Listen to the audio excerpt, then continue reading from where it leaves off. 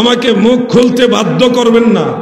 আমি স্পষ্ট করে বলতে চাই, আমি আলাউদ্দিন জেহাদি, আমার আব্বা জান, আমার আম্মা জান, আমার দাদি জান, আমার দাদা জান, আমার ভাই আরো দুইজন আছে, আমরা সবাই, আমাদের ফুল ফ্যামিলি ফরিদপুর বিশ্ব জাকের মঞ্জিল আটরশি পাক দরবার হযরত পীর সাহেব খাজা বাবা শাহ সুফি ফরিদপুরি কুদ্দিসা সিররুহুল আজিজ হুজুরের কাছে মুরিদ। আমরা সবাই আটরশি দরবারে মুরিদ। কিন্তু অনেকেই মনে করছেন আটরশি থেকে আমার লেখাপড়া করাইছে, আটরশি থেকে আমি খাইয়া বড় হয়েছি, আটরশি থেকে আমার কিতাব কিনে দিছে, আটরশি ডাইল চাল খাইয়া আমি বড় হয়েছি। এই চিন্তা চেতনাটা চেঞ্জ করেন। আটরশি দরবারে আমি গেছি ছোটবেলা থেকেই, বছরে 2 একবার আসা যাওয়া করতাম আমার আব্বাজানের সাথে, যাইতাম। হুজুর কেবলা জান আমাকে ভালোবাসতেন, আদর করতেন। আমার আব্বা জানে মালে খেদমত করেছি, যাওয়ার সময় যতটুকু সম্ভব খেদমত নজরানা হাদিয়া নিয়ে গেছি।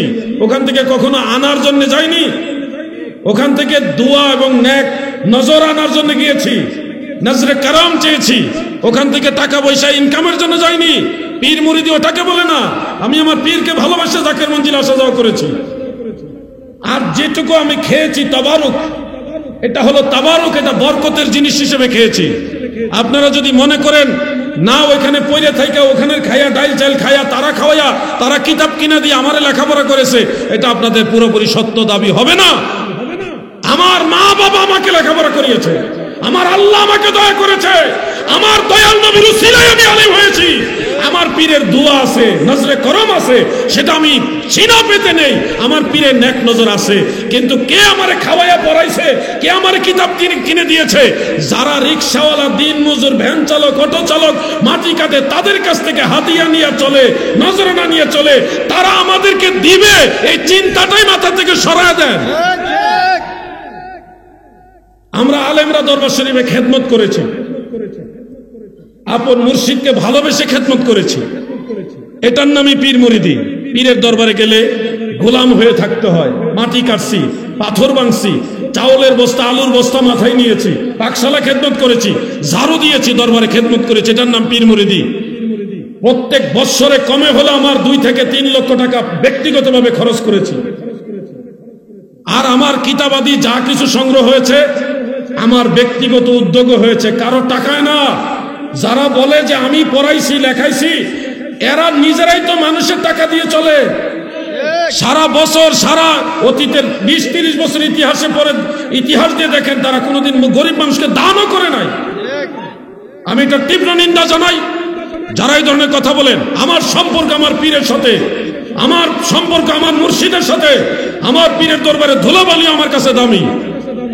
কিন্তু কোন ভণ্ডামি, কোন শিরক, কোন বিদআত, কোন কুফর, কোন নষ্টমী, কোন নবীদ্রোহী আকীদা বিরোধী কোন বিষয়ের সাথে আমি সম্পর্ক রাখি না, রাখবো না। প্রয়োজনে গোটা দুনিয়াকে চ্যালেঞ্জ করব, কিন্তু কোন ভণ্ডামিকে আমি সাপোর্ট করব না। আমি আমার পুরা জিন্দেগির এই স্টাডি জীবনের কিছুটা সামান্য চিত্র আপনাদের সামনে তুলে ধরলাম। আমি আমার পীরের কদম থেকে নজরে করম পেয়েছি, নেক নজর পেয়েছি, দোয়া পেয়েছি, তাওয়াজ্জু পেয়েছি। যেটা আমার চাওয়ার সেটা আমি পেয়েছি। আর বাকি যেগুলি তোমরা দেখাচ্ছ, গজবের ডিলার আর আজাবের ডিলার আর কি বলে ফুকার ডিলার, কপালে তকদিরে ফুকা ধরবে, তারা এই ফুকার ব্যবসা ছাড়া, গজবের ব্যবসা ছাড়া আর কিছু জানেই না। তাদের কাছে আর কিছু নাই। বেনামাজি এবং যারা শরীয়ত বিরোধী কর্মকাণ্ডের সাথে জড়িত, তাদের সাথে আমার কোনো সম্পর্ক নাই। আজকে আমি সবার সামনে বিষয়টা ক্লিয়ার করলাম। আমার মুর্শিদের দরবারে আরে আলেমদেরকে প্রেসার দিছে, আলেমদের, গরিব আলেম, তাদের সংসার চালাইতে পারে না, সেই আলেমদের প্রেসার দিয়া সুদে টাকা নাইয়া নজরানা নিছে, হাদিয়া নেওয়াইছে। আর তারা দিবে আমাদেরকে টাকা কিতাব কেনার জন্য। আজীব ব্যাপার তো। অতএব আমার মুর্শিদকে আমি ভালোবাসি, কিন্তু আমার পীরের নামের দোহাই দিয়ে যারা ভণ্ডামি করেন, আপনার মতো আপনি ভণ্ডামি করেন, কিন্তু মৌচাকে ঢিল মারবেন না। এটা আমি বিনয়ের সাথে সম্মান দিয়ে শেষবারের মতো বললাম। আল্লাহ তাদের এই ভণ্ডামি থেকে গোটা দেশ এবং জাতিকে, মুসলিম মিল্লাতকে হেফাজত করে। বলেন আমিন। মহব্বতে বলেন আমিন। আমি বলছি না ইসলামী সঙ্গীত বলা যাবে না, অবশ্যই বলা যাবে। আমিও বলি, আপনিও বলেন, কিন্তু কোরআন হাদিসের চর্চা প্রাধান্য দিতে হবে। দলিল আদিল্লা প্রাধান্য দিয়ে নবীর শান গাও, নবী প্রেমিকদের হৃদয় উজালা হয়ে যাবে। ঠিক না বেঠিক? এগুলি করে করে আমাদের সুন্নিদেরকে বাতিলদের কাছে প্রশ্নবিদ্ধ করাবেন না প্লিজ। কন্ট্রোলে চলে আসেন। কোনো মতে মাথায় একটা ফাগড়ি বাঁধতে পারলে, দুইটা কোটি ভরতে পারলে, আর গলার মধ্যে আরেকটা ফাগড়ি নিয়ে কোনো মতে সুর কিছু গজল টজল ফানলেই উনি বক্তা, ইনকামের দিকে নেমে যায়। ওয়াজ একটা ব্যবসা হয়ে গেছে। 60,000 70,000 টাকা না দিলে দাওয়াতই রাখে না। আপনাদেরকে আরো একটা দায়িত্বশীল ভূমিকা পালন করতে হবে। সুন্নিয়তকে একটা সুন্দর একটা প্ল্যাটফর্মে নিয়ে আসবেন। এটা মদিনাওয়ালার দল, ইমাম হুসাইনের দল, সমস্ত সাহাবীদের দল। এখানে অবশ্যই আমাদেরকে শৃঙ্খলার সাথে চলে আসতে হবে। আল্লাহ তৌফিক দেন। বলেন আমিন, জোরে বলেন আমিন। গোল্ড অফ মদিনা, সুন্নিয়তের অহংকার। আমাদের মূল কাজ হলো মানুষকে ইখতিলাফের সাথেও একটা বিষয়কে প্রাধান্য দিয়ে আমলের দিকে উদ্বুদ্ধ করা। এটা হলো আমাদের আলেম সমাজের মূল কাজ। ইখতিলাফ অনেক বিষয়ই আছে। এক বাবার 5টা সন্তান হলে 5টা সন্তানেরও তো একমত থাকে না, ভিন্ন ভিন্ন মত থাকে। মতের ভিন্নতা দেখিয়ে কনফিউশন তৈরি করে মুসলমানদের আমল নষ্ট করে দেওয়াটা কখনোই কোনো আলেমের কাজ হতে পারে না। হাফিজুল হাদিস ইমাম মহিউদ্দিন নববী রহমাতুল্লাহ আলাইহি তিনি রওদাতুত তালিবিন নামক একটা কিতাব লিখেছেন, সেটা আমার কাছে আছে। সেখানে স্পষ্ট উল্লেখ করেছেন হাফিজুল হাদিস ইমাম ইবনে জাওজি রহমাতুল্লাহ আলাইহি আল ওয়াফা বি আহওয়ালিল মুস্তাফা সাল্লাল্লাহু আলাইহি সাল্লাম ওই কিতাবের মধ্যে উল্লেখ করেছেন। হুজ্জাতুল ইসলাম ইমামে গাজ্জালি রহমাতুল্লাহ আলাইহি ইহয়া উলুমুদ্দিনের মধ্যে স্পষ্ট করে উল্লেখ করেছেন। ইমাম আব্দুল বাকি জুরকানি রহমাতুল্লাহ আলাইহি শরহে জুরকানি আলাল মাওয়াহিব সেই কিতাবের মধ্যে উল্লেখ করেছেন। হাফিজুল হাদিস ইমাম ইমাদউদ্দিন ইবনে কাসির রহমাতুল্লাহ আলাইহি আল বিদায়া ওয়ান নিহায়ার মধ্যে উল্লেখ করেছেন। ইমাম বদরুদ্দিন আইনি হানাফি রহমাতুল্লাহ আলাইহি তিনিও এই ব্যাপারে স্পষ্ট করে বলেছেন। ইমাম শিহাবুদ্দিন কাস্তালানি রহমাতুল্লাহ আলাইহি মাওয়াহিবুল লাদুনিয়ার মধ্যে উল্লেখ করেছেন। আরো বহু কিতাবে আছে। আল্লামা আব্দুল হাই লাখনভী রাহিমাহুল্লাহ আসারুল মারফুআ বি আখবারিল মাওদুআ সেখানে স্পষ্ট করে উল্লেখ করেছেন মেরাজুন নবী কোন মাসে হয়েছে এই ব্যাপারে মতানৈক্য ইখতিলাফ থাকলেও আল্লাহর হাবিবের ইসরা শরীফ সংগঠিত হয়েছে মাহে রজবের 27 তারিখে। এই মতটাকে তিনারা বলেছেন ওয়াহুয়াল আকওয়া, এটাই হলো শক্তিশালী মত। ওয়া কাওয়াহু বা'দুহুম, মুহাদ্দিসিনে কেরামের এক দল এটাকে শক্তিশালী মত হিসেবে আখ্যা দিয়েছেন। বলেন মারহাবা।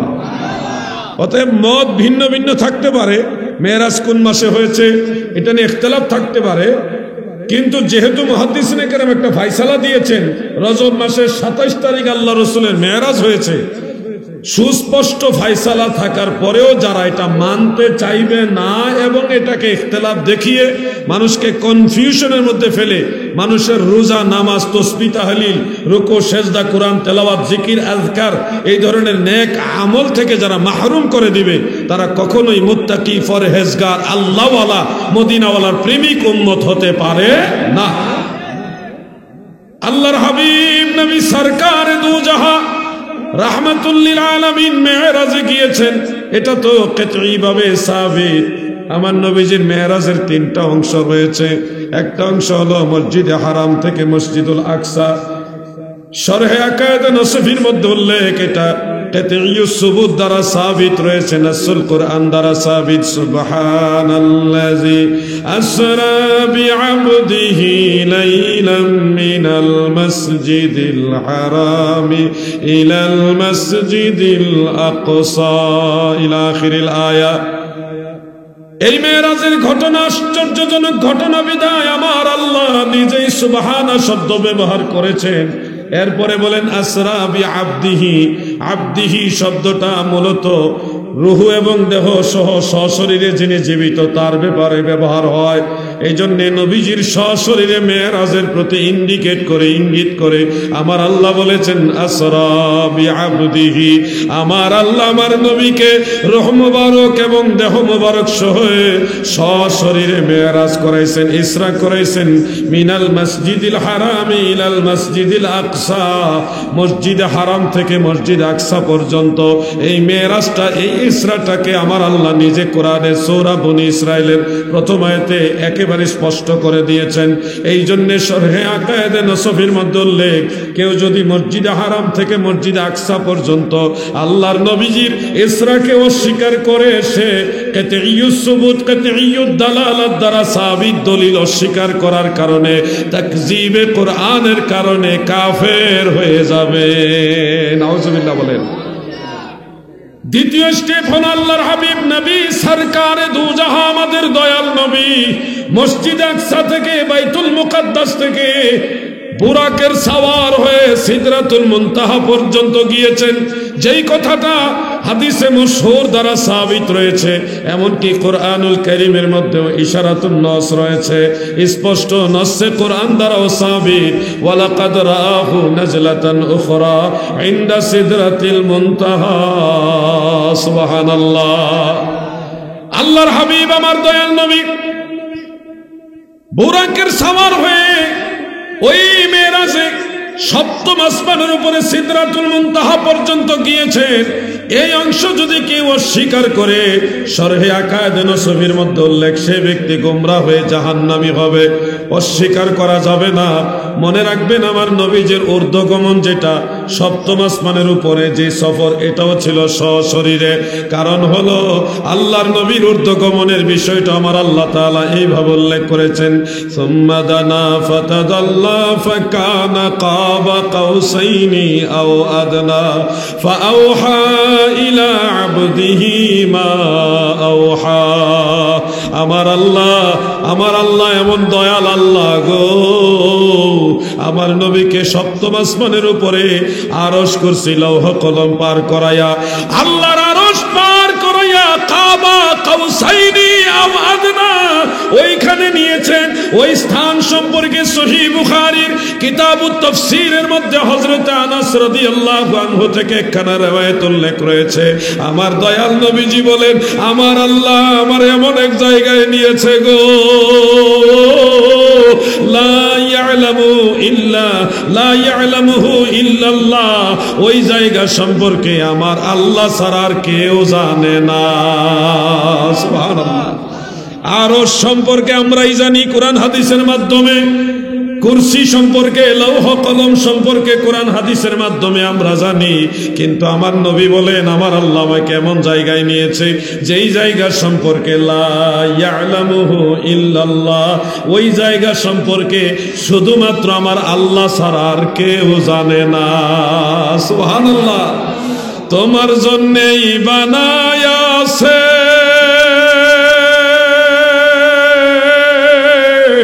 আমার আল্লাহ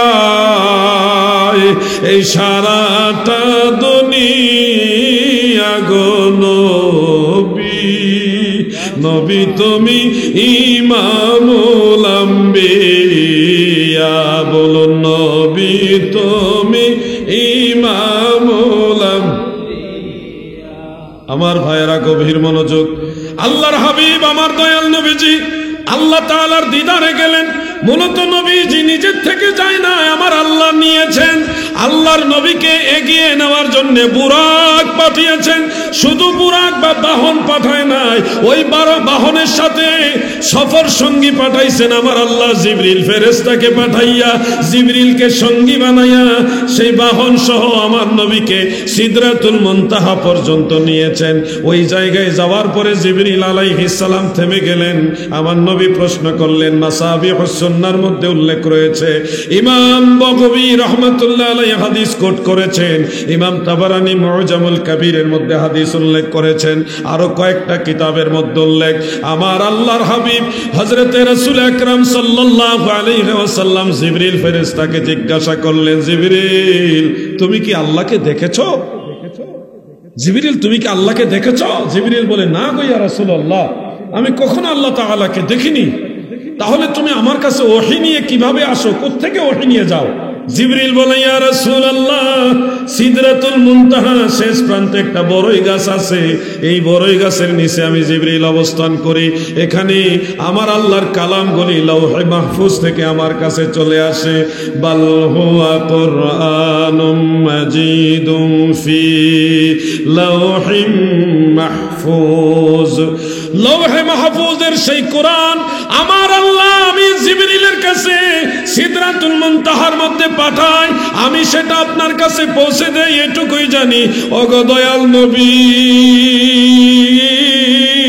আমার এবং মহান আল্লাহ তাআলার মাঝে 70টি পর্দা আছে। কোন কোন বর্ণনায় 70,000 পর্দার কথা উল্লেখ, তবে 70টি পর্দার কথার বর্ণনাটা শক্তিশালী বর্ণনা। ওগো দয়াল নবীজি, এই পর্দাগুলির একটা পর্দা যদি আমি সীমার অতিক্রম করে সামনের দিকে যাই, আমার আল্লাহর নূরের তাজাল্লিতে আমি জিবরিলের 650 নূরের পাখা ছারখার হয়ে যাবে। নূরে নূর তাজাল্লা, নূরের খবর জানে সে আল্লাহ। জিবরিলের নূরের ক্ষমতা নাই এই সীমানা অতিক্রম করে সামনের দিকে যাওয়া। আল্লাহর হাবিবকে জিবরিল বললেন, ইয়া রাসূলুল্লাহ, নবী গো, আমি জিবরিল আর সামনে যেতে পারবো না, বুরাক যেতে পারবে না, তবে এখান থেকে ঊর্ধ্বগমনের জন্য আমার আল্লাহ আপনার জন্য আরেকটা বাহন পাঠিয়েছে, এটার নাম হলো রফরফ। শিফা শরীফের মধ্যে একটা রিওয়ায়াত উল্লেখ রয়েছে, শরহে শিফার মধ্যে ইমাম মোল্লা আলী কারি রহমাতুল্লাহ আলাইহি আরো সুন্দর উল্লেখ করেছেন। এছাড়া আরো কয়েকটা কিতাবের মধ্যে রিওয়ায়াতটা আমি পেয়েছি। আব্দুল্লাহ ইবনে আব্বাস রাদিয়াল্লাহু আনহুমা বর্ণনা করেন, রফরফ আমার আল্লাহ পাঠিয়েছেন। মাওয়াহিবুল লাদুনিয়ার মধ্যে উল্লেখ, সেই রফরফ হলো সূর্যের আলো আর সবুজ রং দুইটা মিক্স করে এমন একটা কালার, সূর্যের আলো আর সবুজ রং মিক্স করে এমন একটা কালারের মধ্যে নূরের ঝলকানি বের হচ্ছে, এমন একটা নূরের চাদর আমার আল্লাহ পাঠিয়েছে। জিবরিল বললেন, ইয়া রাসূলুল্লাহ, নবী গো, এই চাদর মুবারকে রফরফে আপনি আরোহণ করেন, এই রফরফ আপনাকে মহান আল্লাহ তাআলার দিদারে নিয়ে যাবে। একটা জিনিস চিন্তা করেছেন আপনারা, মূসা নবী যখন চাইতেন আল্লাহর সাথে স্পেশাল কথা বলবেন, তখন তিনি একটা পাহাড়ের উপরে উঠতেন। যেই পাহাড়ের উপরে দাঁড়িয়ে তিনি আল্লাহর সাথে কথা বলেছেন, সেই পাহাড়ের উপরে ওঠার সৌভাগ্য আল্লাহ আমাকে দিয়েছে। সেখানে জায়গাটা এখন আলাদা করে চিহ্নিত করা আছে এবং লেখা আছে, ওয়া কাল্লামাল্লাহু মূসা তাকলিমা। এখানেই তিনি আল্লাহর সাথে কথা বলার মতো কথা বলতেন, জিবরিল ছাড়া ডাইরেক্ট কথা বলতেন। মূসা নবী চাইতো, আল্লাহ আমাকে কথা বলেন, আমাকে আমার সাথে আপনি কথা বলেন, তখন আল্লাহ কথা বলতো। আর আমার আল্লাহ চাইছে নবীজি নয়, আমার আল্লাহ চাইছে আমার হাবিবের সাথে কথা বলবো। এই জন্য আমার আল্লাহ দুনিয়ার কোনো পাহাড়ের উপরে নাই রে, আমার নবীকে 7 আসমান পার করায়া, আরশ কুরসি লৌহ কলম পার করায়া, লা মাকানে কাবা কাউসাইনি আও আদনা, ওইখানে নিয়ে আমার আল্লাহ নবীর সাথে কথা বলেছে। রহমতের ভান্ডার নবী, তুমি নূরের খনি, প্রেম কইরাছেন তোমার সঙ্গে ও নবী, স্বয়ং আল্লাহ কাদের গনি গো নবী, দয়াল নবী তুমি গুণমণি, দয়াল নবী তুমি গুণমণি। আমার আল্লাহ তাআলা রফরফের মাধ্যমে নবীজিকে সামনের দিকে নিয়ে যাচ্ছেন। এবার জিবরিলও নাই, বুরাকও নাই, নবী একাকিত্ব, একা একা ওপর দিকে সফর করছেন। ঠিক ওই সময় আমার আল্লাহ ফেরেশতা হযরতে জিবরিলের সঙ্গ যদিও নাই, হযরতে বিলাল রাদিয়াল্লাহু আনহুর কণ্ঠের আওয়াজ এখানে শোনাইলেন। সুবহানাল্লাহ। আমার নবীজিকে নিয়ে গেলেন শুধু আরশে না। অনেক ভাইরা বলেন মেরাজে নবীজি আরশে আজিমে যায়নি, এরকম কথা বলবেন না প্লিজ, একটু স্টাডি করুন, পেয়ে যাবেন। আমার নবীজি আরশে আজিমে যাবেন, আরশে আজিম তো এই কাছে, বেশি দূরে না। আমার নবীজিকে আল্লাহ তাআলা এত উপরে নিয়েছেন, যেটা সম্পর্কে ইমাম মোল্লা আলী কারি শারহ ফিকহিল আকবরের মধ্যে এবং মিশকাতের সরা মেরকাতের মধ্যে উল্লেখ করেছেন যে কাবা কাউসাইনি আও আদনা দ্বারা ফাওকাল আরশ, আরশে আজিমের উপরে বুঝিয়েছে যে স্থান সম্পর্কে আল্লাহ তাআলা ছাড়া আর কেউ জানেই না। সুবহানাল্লাহ বলেন, সুবহানাল্লাহ বলেন।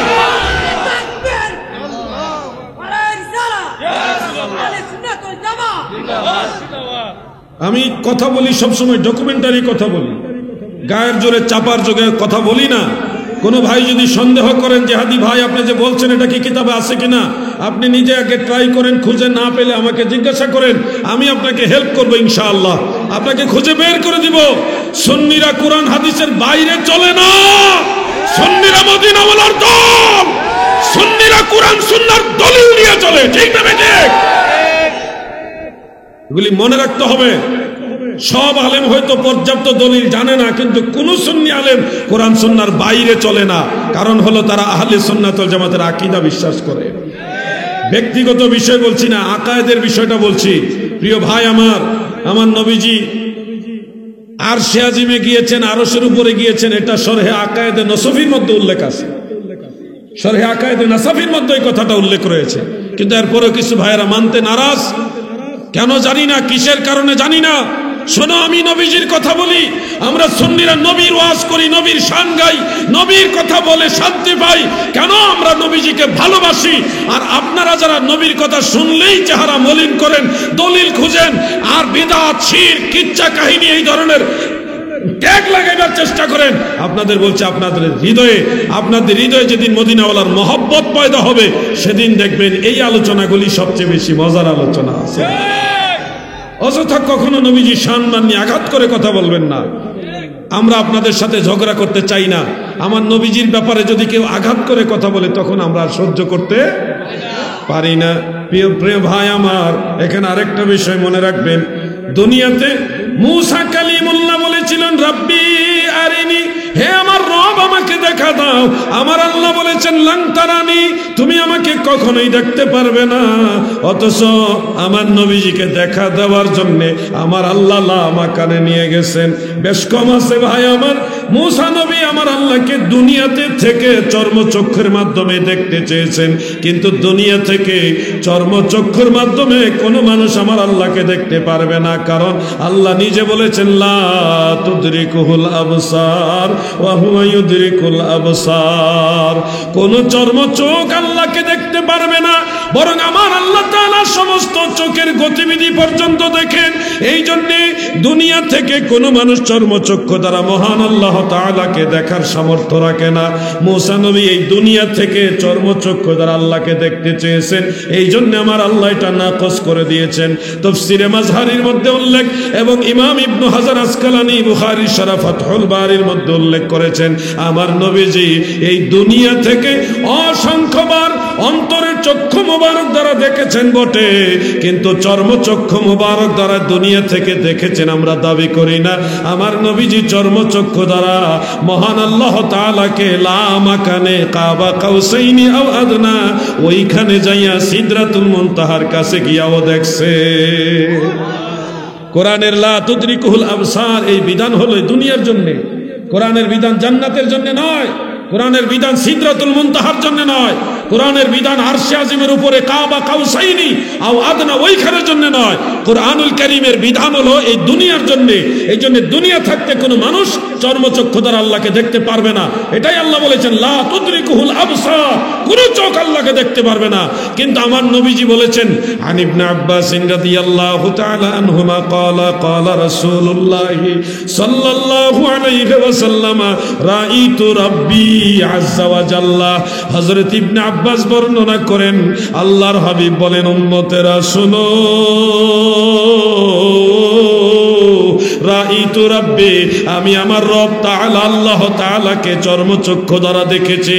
ইমাম নববী রাহমাতুল্লাহ আলাইহি বলেছেন, মিশকাতের শরা মিরকাতে মোল্লা আলী কারি রাহমাতুল্লাহ আলাইহি কোট করেছেন, জমহুর উলামায়ে কেরাম, জমহুর সাহাবায়ে কেরাম, হাসিয়াতুস সাবি আলা তাফসিরে জালালাইনের মধ্যে উল্লেখ, জমহুর সাহাবায়ে কেরাম বলেছেন, জমহুর উলামায়ে কেরাম বলেছেন, ইন্নান নবিয়্য সাল্লাল্লাহু আলাইহি ওয়াসাল্লাম রাআ রাব্বাহু বিআইনি রাসিহি।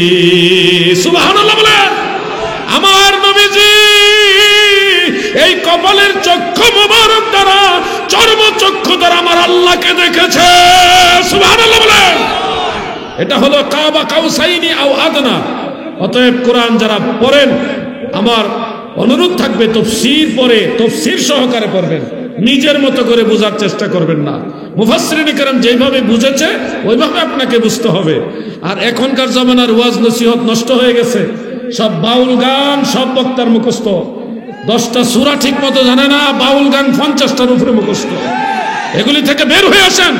ইসলামী গান অবশ্যই চলবে, আল্লাহর গান, নবীর গান, ওলি আল্লাহর শান চলবে, কিন্তু আপনারা যে ওই বাউল শিল্পীরাও যতগুলি গান না জানেন এর চেয়ে বেশি আপনারা জানেন, এগুলি এই দিকে ডাইভার্ট হবেন না। কোরআন হাদিসের দলিলের দিকে ডাইভার্ট হন, সাথে সাথে আল্লাহ নবীর শান বলেন, তাহলে দেখবেন নূর পয়দা হবে। ঠিক না ঠিক? এই মূর্খতা আমাদেরকে, সুন্নি জামাতকে প্রশ্নবিদ্ধ করছে। গতকাল এক বক্তার ওয়াজ শুনেছি, সে বলতেছে পরকালে আল্লাহ তাআলা আমাদেরকে 2টা জায়গার মধ্যে রাখবে, একটা জায়গার নাম সিজ্জিল আর একটা জায়গার নাম ইজ্জিল। এদের নামের সাথে আবার আল্লামা আছে। কি আছে? আল্লামা। আজীব ব্যাপার। সিজ্জিন আর ইল্লিয়িন 2টা শব্দ জানে না, সিজ্জিলে রাখবে আর ইজ্জিলে রাখবে। এটা হলো ওই যে বাংলা বই পড়ে ওয়াজ করে আর আরেকজনের কাছ থেকে শুনে শুনে ওয়াজ করে, কোরআন হাদিসের চর্চা নাই। এটা আমাদের অদূর ভবিষ্যতে সুন্নিয়তের জন্য অনেক বড় ধরনের ক্ষতি বয়ে আনবে। আমি বলছি না ইসলামী সঙ্গীত বলা যাবে না, অবশ্যই বলা যাবে, আমিও বলি আপনিও বলেন, কিন্তু কোরআন হাদিসের চর্চা প্রাধান্য দিতে হবে। দলিল আদিল্লাহ প্রাধান্য দিয়ে নবীর শান গাও, নবী প্রেমিকদের হৃদয় উজালা হয়ে যাবে। ঠিক না ঠিক? এগুলি করে করে আমাদের সুন্নিদেরকে বাতিলদের কাছে প্রশ্নবিদ্ধ করাবেন না প্লিজ। কন্ট্রোলে চলে আসেন। কোনো মতে মাথায় একটা ফাগড়ি বাঁধতে পারলে, দুইটা কোটি ভরতে পারলে, আর গলার মধ্যে আরেকটা ফাগড়ি নিয়ে কোনো মতে সুর কিছু গজল টজল ফানলেই উনি বক্তা, ইনকামের দিকে নেমে যায়। ওয়াজ একটা ব্যবসা হয়ে গেছে। 60,000 70,000 টাকা না দিলে দাওয়াতই রাখে না। আপনাদেরকে আরো একটা দায়িত্বশীল ভূমিকা পালন করতে হবে। সুন্নিয়তকে একটা সুন্দর একটা প্ল্যাটফর্মে নিয়ে আসবেন। এটা মদিনাওয়ালার দল, ইমাম হুসাইনের দল, সমস্ত সাহাবীদের দল। এখানে অবশ্যই আমাদেরকে শৃঙ্খলার সাথে চলে আসতে হবে। আল্লাহ তৌফিক দেন। বলেন আমিন। জোরে বলেন আমিন। আমি অপ্রাসঙ্গিক হলে একটা কথা বলি। জন্ম হওয়ার পর থেকেই আল্লাহ তাআলা যখন বুঝ দিলেন, জ্ঞান দিলেন, আমার মা এবং আমার আব্বাজান তিনাদের অক্লান্ত পরিশ্রমে আলহামদুলিল্লাহ আমি প্রথম জীবনে স্কুল কলেজে লেখাপড়া করেছি। কলেজ ইন্টার ফার্স্ট ইয়ার পর্যন্ত আমি লেখাপড়া করেছি। আমি সায়েন্সের স্টুডেন্ট। এরপরে উস্তাদুল উলামা আল্লামা মুফতি আবু নাসের জিহাদি সাহেবের শুভাগমন আমাদের বাড়িতে হয়েছে। আমি তখন ইন্টার ফার্স্ট ইয়ারে পড়ি। কসবা পিয়ালি ডিগ্রি কলেজের ছাত্র আমি, কসবা আদর্শ হাই স্কুলের ছাত্র আমি। আল্লামা মুফতি আবু নাসের জিহাদি সাহেব আমাদের বাড়িতে দয়া করে গেলেন। আমার আব্বাজান খুশি হয়ে হুজুরের কদম বসি করলেন, আমিও কদম বসি করলাম। উনি অনেক বড় আলেম, আমি ওনাকে জিন্দা ওলি বলি, আল্লাহর ওলি মনে করি। হুজুর আমাকে দেখলেন, আমার ঘরে কিছু কিতাবাদি, ছোটবেলা থেকেই বই পুস্তক কিতাবাদি পড়ার অভ্যাস আমার আছে। আমার আব্বাজান আমাকে লেখাপড়া করাইতে গিয়ে আমার দাদি যান, আমার আম্মা যান অক্লান্ত পরিশ্রম করেছেন। প্রত্যেকটা সন্তানকে তার মা বাবা অনেক পরিশ্রম করে লেখাপড়া করায়। মুফতি আল্লামা আবু নাসের জিহাদি সাহেব আমার আব্বাজানকে বললেন, আপনার এই ছেলেটা আমাকে দিয়ে দেন। আমার আব্বাজান এক বাক্যে রাজি হয়ে গেল, দিয়ে দিলাম। আর কিছু লাগবে কিনা বলেন, আপনি যা চাইবেন আজকে আমি তাই দিয়ে দিব। জিহাদি সাহেব হুজুর বলল, না আমার এই ছেলেটাই দরকার। এক কাপড়ে আমি আল্লামা জিহাদি সাহেব হুজুরের সাথে চলে গেছি সিলেট। সেখানে গিয়ে মাদ্রাসা জীবনে ঢুকলাম। শ্রীমঙ্গল, গাউসিয়া, শফিকিয়া, সুন্নিয়া, দাখিল মাদ্রাসায় আমি সেখানে অধ্যয়ন শুরু করলাম। আলহামদুলিল্লাহ দাখিল পাশ করার পরে শ্রীমঙ্গলে আনোয়ারুল উলুম ফাজিল মাদ্রাসা শামসুল উলামা আল্লামা ফুলতুলি সাহেব কিবলা রহমাতুল্লাহ আলাইহির মাসলাকে সেই মাদ্রাসা থেকে ধারাবাহিকভাবে আলিম ফাজিল কমপ্লিট করলাম। আমার আব্বাজান আমাকে লেখাপড়া করাইতে গিয়ে অক্লান্ত পরিশ্রম করেছেন। আমার পরিবারের পক্ষ থেকে কঠিনভাবে সাপোর্ট দিয়েছেন, উৎসাহ দিয়েছেন, অর্থনৈতিক সাপোর্ট দিয়েছেন। প্রত্যেকটা সন্তানের বেলায় মা বাবা যেরকম করে আমার মা বাবাও আমার জন্য ওরকম করেছে। আমার দাদি আমার জন্য খুব বেশি দোয়া করতেন। সেখান থেকে চলে গেলাম কুমিল্লা সোনাকান্দা দারুল হুদা বহুমুখী কামিল মাদ্রাসায়। সেখানে গিয়ে আলহামদুলিল্লাহ কামিল হাদিস, কামিল তাফসির, কামিল ফিকহ কমপ্লিট করলাম আলহামদুলিল্লাহ। মাঝখানে আমি কওমি মাদ্রাসায়, নাম বলবো না, বৃহৎ স্বার্থে, সেখানে আমি একটা দর্স নিয়েছি কোর্সের আকারে, এটা স্পেশাল। কওমি অঙ্গনের বেশ কয়েকজন আলেম আমার উস্তাদ, একজন ইন্তেকাল হয়ে গেছেন, আল্লাহ ওনাকে জান্নাতের মেহমান হিসেবে কবুল করুন। অক্লান্ত কষ্ট করে লেখাপড়া করেছি, জীবনের সবটুকু প্রেম ভালোবাসা দিয়ে সুন্নিয়তকে ভালোবেসে এই খেদমতের ময়দানে চলছি। অপ্রাসঙ্গিক হলে কথাটা কেন বলছি, অনলাইনে একটা কথা ঘুরে বেড়াচ্ছে, অনলাইনে ফেসবুক সোশ্যাল মিডিয়াতে। আমি স্পষ্ট করে বলতে চাই, আমি আলাউদ্দিন জাহাদি, আমার আব্বা জান, আমার আম্মা জান, আমার দাদি জান, আমার দাদা জান, আমার ভাই আরো দুইজন আছে, আমরা সবাই, আমাদের ফুল ফ্যামিলি ফরিদপুর বিশ্ব জাকের মঞ্জিল আটরশি পাক দরবাসীর হযরত পীর সাহেব খাজা বাবা শাহ সুফি ফরিদপুরি কুদ্দিসা সিররুল আজিজ হুজুরের কাছে মুরিদ। আমরা সবাই আটরশি দরবারে মুরিদ। কিন্তু অনেকেই মনে করছেন আটরশি থেকে আমার লেখাপড়া করাইছে, আটরশি থেকে আমি খাইয়া বড় হয়েছি, আটরশি থেকে আমার কিতাব কিনে দিছে, আটরশি ডাইল চাল খাইয়া আমি বড় হয়েছি। এই চিন্তা চেতনাটা চেঞ্জ করেন। আটরশি দরবারে আমি গেছি ছোটবেলা থেকেই, বছরে 2-1 আসা যাওয়া করতাম আমার আব্বাজানের সাথে, যাইতাম। হুজুর কেবলা জান আমাকে ভালোবাসতেন, আদর করতেন। আমার আব্বা জানে মালে খেদমত করেছি, যাওয়ার সময় যতটুকু সম্ভব খেদমত নজরানা হাদিয়া নিয়ে গেছি। ওখান থেকে কখনো আনার জন্য যাইনি, ওখান থেকে দোয়া এবং নেক নজর আনার জন্য গিয়েছি, নজরে কারাম চেয়েছি। ওখান থেকে টাকা পয়সা ইনকামের জন্য যাইনি। পীর মুরিদি ওটাকে বলে না, আমি আমার পীরকে ভালোবাসে জাকের মঞ্জিল আসা যাওয়া করেছি। আর যেটুকু আমি খেয়েছি তাবারুক, এটা হলো তাবারুক, এটা বরকতের জিনিস হিসেবে খেয়েছি। আপনারা যদি মনে করেন না ওইখানে পড়ে থাইকা ওখানে খাইয়া ডাইল চাইল খাইয়া তারা খাওয়াইয়া তারা কিতাব কিনা দিয়ে আমারে লেখাপড়া করেছে, এটা আপনাদের পুরোপুরি সত্য দাবি হবে না। আমার মা বাবা আমাকে লেখাপড়া করিয়েছে, আমার আল্লাহ আমাকে দয়া করেছে, আমার দয়াল নবীর উসিলায় আমি আলেম হয়েছি। আমার পীরের দোয়া আছে, নজরে করম আছে, সেটা আমি চিনা পেতে নেই। আমার পীরের নেক নজর আছে। কিন্তু কে আমারে খাওয়াইয়া পড়াইছে, কে আমারে কিতাব কিনে দিয়েছে? যারা রিক্সাওয়ালা, দিন মজুর, ভ্যান চালক, অটো চালক, মাটি কাটে, তাদের কাছ থেকে হাদিয়া নিয়ে চলে, নজরানা নিয়ে চলে, তারা আমাদেরকে দিবে, এই চিন্তাটাই মাথা থেকে সরায় দেন। আমরা আলেমরা দরবার শরীফে খেদমত করেছি, আপন মুর্শিদকে ভালোবেসে খেদমত করেছি, এটার নামই পীর মুরিদি। পীরের দরবারে গেলে গোলাম হয়ে থাকতে হয়। মাটি কাটছি, পাথর ভাঙছি, চাউলের বস্তা, আলুর বস্তা মাথায় নিয়েছি, পাকশালা খেদমত করেছি, ঝাড়ু দিয়েছি, দরবারে খেদমত করেছি, এটার নাম পীর মুরিদি। প্রত্যেক বৎসরে কমে হলে আমার 2 থেকে 3 লক্ষ টাকা ব্যক্তিগতভাবে খরচ করেছি। আর আমার কিতাবাদি যা কিছু সংগ্রহ হয়েছে আমার ব্যক্তিগত উদ্যোগে হয়েছে, কারো টাকায় না। যারা বলে যে আমি পড়াইছি লেখাইছি, এরা নিজেরাই তো মানুষের টাকা দিয়ে চলে। সারা বছর, সারা অতীতের 20-30 বছর ইতিহাসে পড়ে, ইতিহাস দিয়ে দেখেন তারা কোনোদিন গরিব মানুষকে দানও করে নাই। আমি এটা তীব্র নিন্দা জানাই যারা এই ধরনের কথা বলেন। আমার সম্পর্ক আমার পীরের সাথে, আমার সম্পর্ক আমার মুর্শিদের সাথে, আমার পীরের দরবারে ধুলাবালি আমার কাছে দামি। কিন্তু কোন ভণ্ডামি, কোন শিরক, কোন বিদআত, কোন কুফর, কোন নষ্টামি, কোন নবীদ্রোহী আকীদা বিরোধী কোন বিষয়ের সাথে আমি সম্পর্ক রাখি না, রাখবো না। প্রয়োজনে গোটা দুনিয়াকে চ্যালেঞ্জ করব, কিন্তু কোন ভণ্ডামিকে আমি সাপোর্ট করব না।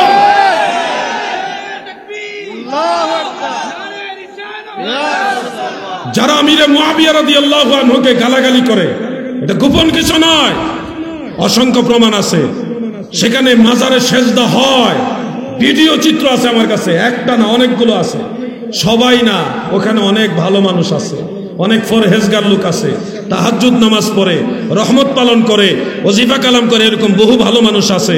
কিন্তু মসজিদের জুতা চুর, কেউ যদি জুতা চুরি করে এই কারণে মসজিদ ছেড়ে দেওয়া উচিত নয়, কথা যৌক্তিক। কিন্তু মসজিদের মুতাওয়াল্লি, মসজিদের সভাপতি, মসজিদের সেক্রেটারি, ক্যাশিয়ার, ইমাম সাহেব, মুয়াজ্জিন সাহেব, তারাও যদি জুতা চুরি করে ওই মসজিদে কারো জুতাই নিরাপদ না। ইঙ্গিতে বলে দিলাম। আমি বলবো কোনো ভণ্ডামির সাথে আমাদের সম্পর্ক নাই। আমরা আল্লাহ ছাড়া কাউকে সেজদা দেই না। যুবক ভাইরা বল, আমরা আল্লাহ ছাড়া কাউকে সেজদা দেই না। বলেন, সেজদার একমাত্র মালিক কে? আরে শরীরের সবটুকু শক্তি দিয়ে চিৎকার মেরে বলো কে? পীর ও মুর্শিদের কদম বুসি আমরা করি, সেজদা দেওয়া যাবে না। আমাকে মুখ খুলতে বাধ্য করবেন না। ফেসবুকে বিভিন্ন জন বিভিন্ন কথা, আরে ফেসবুক একটা পাইছে, পাইয়া বিভিন্ন ধরনের কথা আমি খাইয়া বলে বড় হইছি। তা আমার বাপ মাই কি করছে আমার জন্য? আমি আমার পুরা জিন্দিগির স্টাডি জীবনের কিছুটা সামান্য চিত্র আপনাদের সামনে তুলে ধরলাম। আমি আমার পীরের কদম থেকে নজরে করম পেয়েছি, নেক নজর পেয়েছি, দোয়া পেয়েছি, তাওয়াজ্জু পেয়েছি। যেটা আমার চাওয়ার সেটা আমি পেয়েছি। আর বাকি যেগুলি তোমরা দেখাচ্ছ, গজবের ডিলার আর আজাবের ডিলার আর কি বলে ফুকার ডিলার, কপালে তকদিরে ফুকা ধরবে, তারা এই ফুকার ব্যবসা ছাড়া, গজবের ব্যবসা ছাড়া আর কিছু জানেই না। তাদের কাছে আর কিছু নাই। বেনামাজি এবং যারা শরীয়ত বিরোধী কর্মকাণ্ডের সাথে জড়িত, তাদের সাথে আমার কোনো সম্পর্ক নাই। আজকে আমি সবার সামনে বিষয়টা ক্লিয়ার করলাম। আমার মুর্শিদের দরবারে আরে আলেমদেরকে প্রেসার দিছে, আলেমদের, গরিব আলেম তাদের সংসার চালাইতে পারে না, সেই আলেমদের প্রেসার দিয়া সুদে টাকা আনাইয়া নজরানা নিছে, হাদিয়া নেওয়াইছে। আর তারা দিবে আমাদেরকে টাকা কিতাব কেনার জন্য। আজীব ব্যাপার তো। অতএব আমার মুর্শিদকে আমি ভালোবাসি, কিন্তু আমার পীরের নামের দোহাই দিয়ে যারা ভণ্ডামি করেন, আপনার মতো আপনি ভণ্ডামি করেন, কিন্তু মৌচাকে ঢিল মারবেন না। এটা আমি বিনয়ের সাথে সম্মান দিয়ে শেষবারের মতো বললাম। আল্লাহ তাদের এই ভণ্ডামি থেকে গোটা দেশ এবং জাতিকে, মুসলিম মিল্লাতকে হেফাজত করে। বলেন আমিন, মহব্বতে বলেন আমিন। আমি আলোচনা আর দীর্ঘায়িত করব না, যেহেতু তাহিরি ভাই চলে আসছেন। মুফতি গিয়াসউদ্দিন তাহিরি সাহেব, তিনি আমাদের ব্রাহ্মণবাড়িয়ার গৌরব, তিনি আলোচনা করবেন লম্বা সময়। একটা আমলের কথা বলি, সে আমলের কথাটা হলো সবে মেয়েরাজ উপলক্ষে নামাজ রোজা আছে কিনা, এটা আমাদের অনেকের জানা দরকার। অনেক ভাইরা মনে করেন সবে মেয়েরাজ উপলক্ষে কোনো নামাজ নাই, কোনো রোজা নাই, এগুলি বিদআত, এই ধরনের বক্তব্য অনেকে দিয়ে থাকেন। সেই ভাইদের বিনয়ের সাথে বলে যাচ্ছে, ভৈরবের আলেম ভাইয়েরা গো,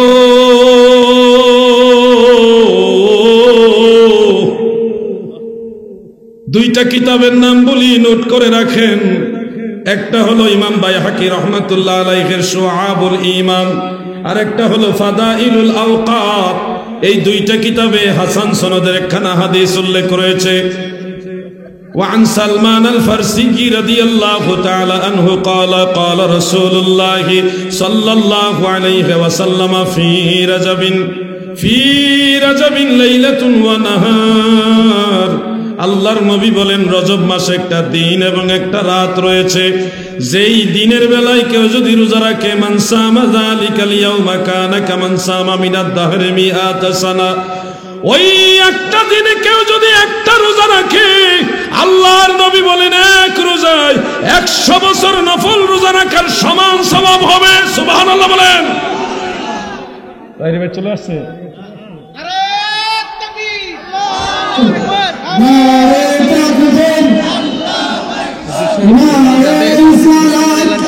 হ্যাঁ, 3 দিন বলবো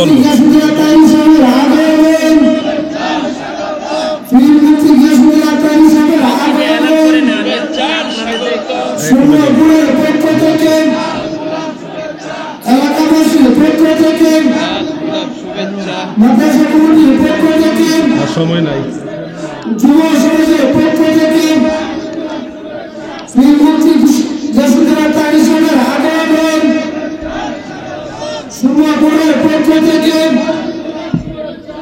যুবক যুগের পক্ষ থেকে এলাকাবাসীর পক্ষ থেকে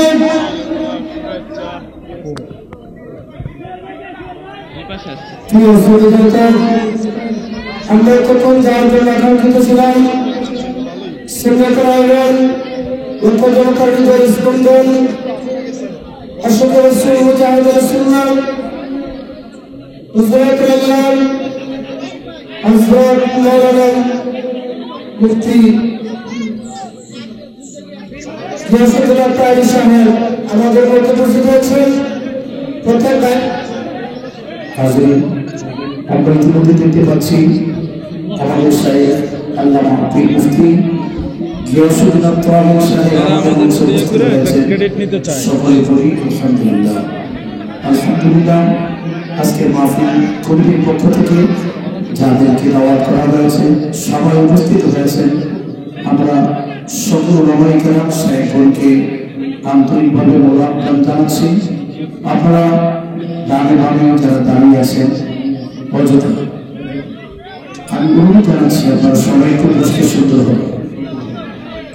সবাই এদিকে যারা দাঁড়িয়ে আছেন যদি বসার জন্য চলে আসেন একটু বসেন। বাবা একটু বসেন, একটু বসেন।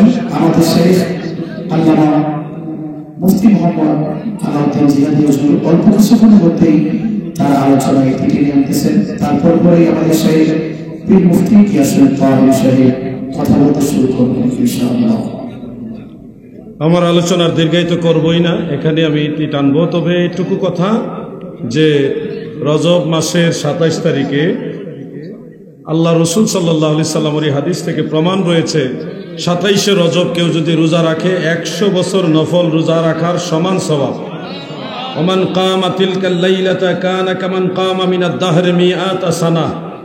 কেউ যদি এক রাত বন্দেগী করে কিয়াম করে মানে নফল নামাজ পড়ে সেজন্য 100 বছর নফল নামাজ পড়ার সমান সওয়াব পাইল।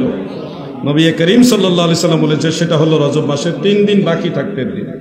30 দিন মাস ধরলে 27 মাইনাস করলেই তো 3 দিন, তাহলে 27তম দিন 27তম রাত রজব মাসে। এটাই হলো রোজা রাখা এবং রাত জেগে ইবাদত করার বিশেষ ফজিলতের হাদিস। এছাড়াও আর অনেকগুলো হাদিস রয়েছে। আপনারা যারা শুনছেন, বাইরে যারা মাইকে শুনছেন, সবাই 27শে রজব আপনারা রোজা রাখবেন এবং 26 তারিখ দিবাগত রাত্রে নফল বন্দেগী নফল নামাজ করবেন ইনশাআল্লাহ। আর ফিতনা ফাসাদ থেকে দূরে থাকবেন। ফিতনা ফাসাদ এটা খারাপ জিনিস। আপনাদের খেদমতে একটা দাওয়াত দিচ্ছি। আশিকানে রাসূল সাল্লাল্লাহু আলাইহি সাল্লাম দ্বীনি সংগঠন দাওয়াতে ইসলামের 3 দিনের সুন্নতে ভরা ইজতিমা 14, 15, 16 ফেব্রুয়ারি 2024 14, 15, 16 ফেব্রুয়ারি 2024 মোতাবেক 3, 4 ও 5 শাবান 1445 হিজরি রোজ বুধবার সকাল 10টা থেকে শুরু হবে জুমা, শুক্রবার জুমা পর্যন্ত আশিয়ান সিটি হজ ক্যাম্প সংলগ্ন এয়ারপোর্ট ঢাকায় অনুষ্ঠিত হতে যাচ্ছে। আপনাদের সকলকে দাওয়াত করা হলো 14, 15, 16 ফেব্রুয়ারি 14, 15, 16 ফেব্রুয়ারি এই সুন্নি ইজতিমায় আপনাদের সবাইকে নিমন্ত্রণ করা হলো। আপনারা যাবেন দলে বলে সব বান্ধবী ইনশাআল্লাহ। মুফতি গিয়াসউদ্দিন তাহেরি ভাই চলে আসছেন, ওনার সম্মানে আমি আর আলোচনা দীর্ঘায়িত না করে এখানেই টানলাম। আসসালামু আলাইকুম ওয়া রাহমাতুল্লাহি ওয়া বারাকাতুহু।